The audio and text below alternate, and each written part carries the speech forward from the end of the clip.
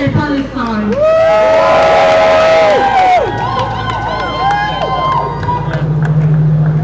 I really wish we gather today and announce that Palestine is free. But instead, we're here today in our hundreds, in our tons, in our thousands, in the protests every week in London because there's a genocide. For those who don't know, my country and my home where I grew up for more than 17 years is being torn down with the most advanced weapons. A nuclear army is targeting children, women, the elderly. And most importantly, what we're seeing now is they're trying to target every single journalist, just like me. Every day I wake up with the news of a new colleague being murdered in cold blood. I was in Gaza. I saw these people. I worked with them. I shared dinners with them. I learned how to become a journalist by some of them. Rushdie Sarraj was murdered in October last year. Rushdie was my boss, my first mentor. He's the reason why I continue to be a journalist. On the 7th of October, my best friend Ibrahim Lafi was murdered as well. He was a sunshine in every single person's life that knew him. Ibrahim was only 21 and he was murdered just because he was a Palestinian journalist. All he had was a camera, a mic. He was my camera person. Right now in Palestine, we saw the killing of Anas al-Sharif alongside Muhammad al-Tariqa, Muhammad Nawfal, a lot of the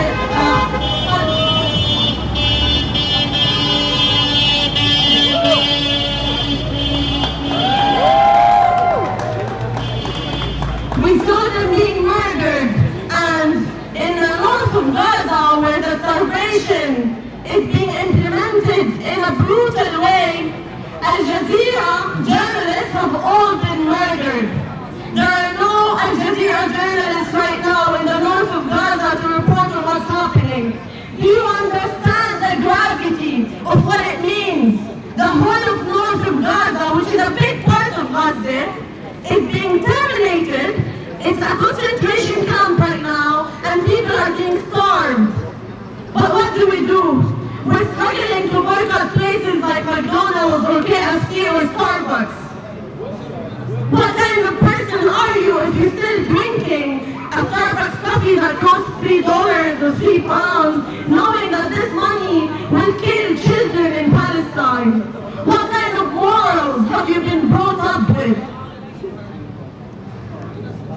You know, I wake up every single morning and my only wish is to be back home in a free Palestine. That's all I wish for. I wish that I wake up and this nightmare is just a nightmare. And I go back and Rushdie is there, Ibrahim is there, Anas al-Sharif is there, my family, which I struggle to talk about. I lost 30 immediate family members. Almost all of my uncles and my cousins and my aunts.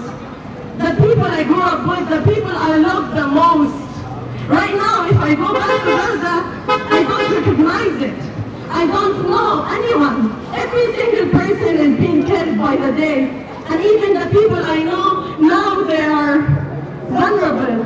They lost at least 20 kilos. My cousin, I don't recognize her anymore because of how much weight she's lost in this starvation, in this psychopathic regime that just wants to kill.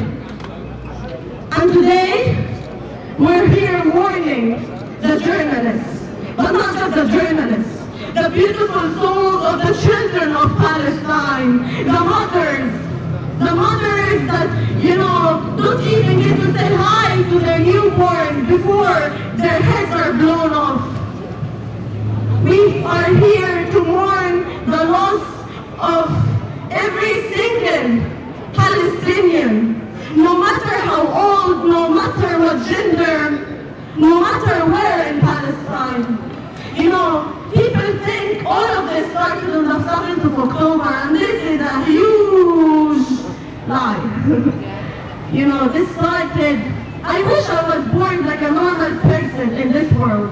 The year I was born was the second Intifada in 2000. Since then, every single day of my life has been a fight to prove my existence. And that's what I keep doing. I have to convince people that I have the right to exist just like you. I have the right to exist, to go to university, to teach people about my beautiful home. Rushdie and Ibrahim, what they had in common was the love of photography.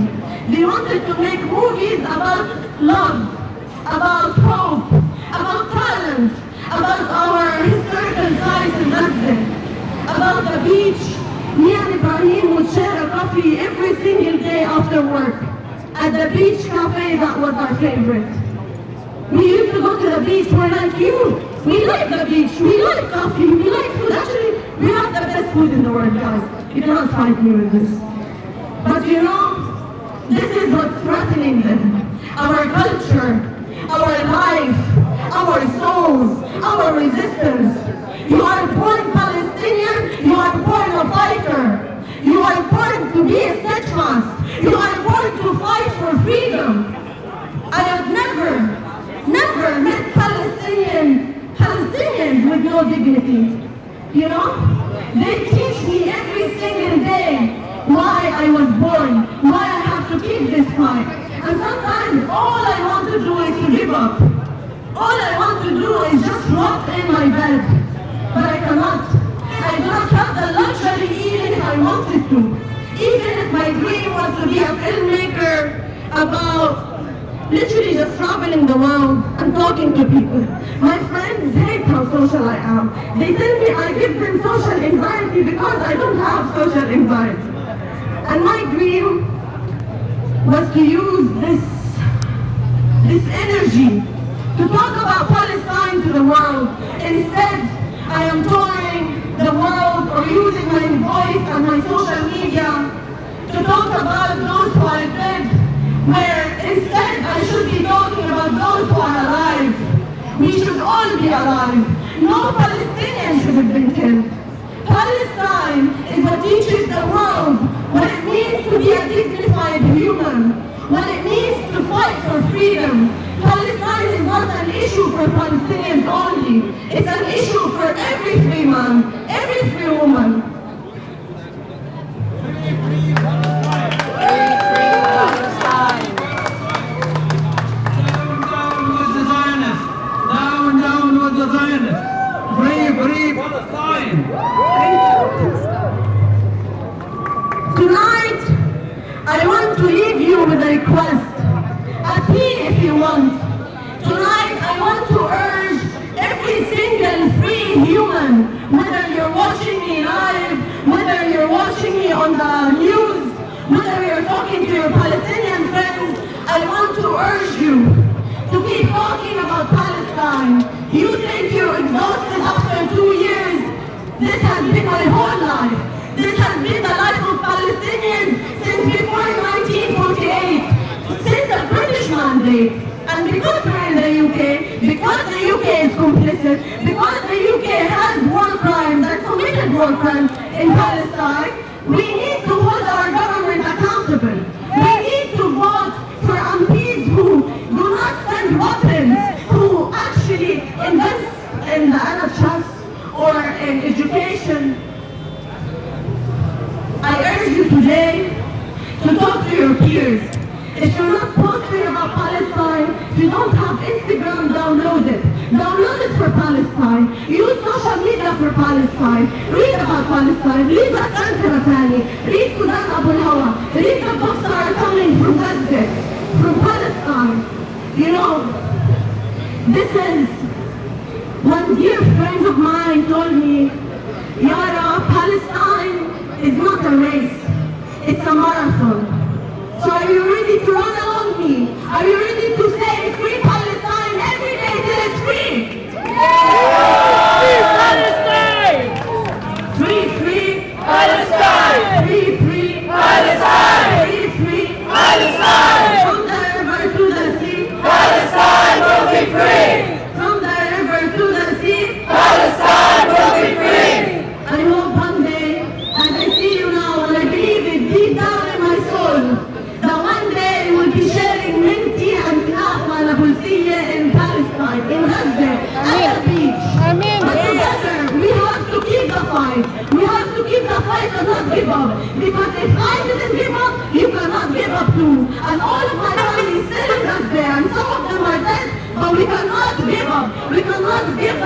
what they want.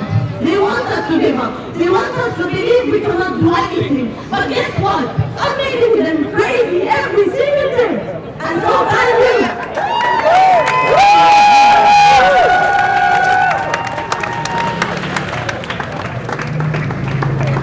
Just every single one of you right here has a Palestinian side to them.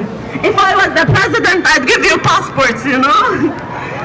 So, fight for the Palestinian in you if you don't want to fight for the Palestinians in Palestine. Alright? Free, free! Palestine! Free, free! Palestine! Thank you, everyone.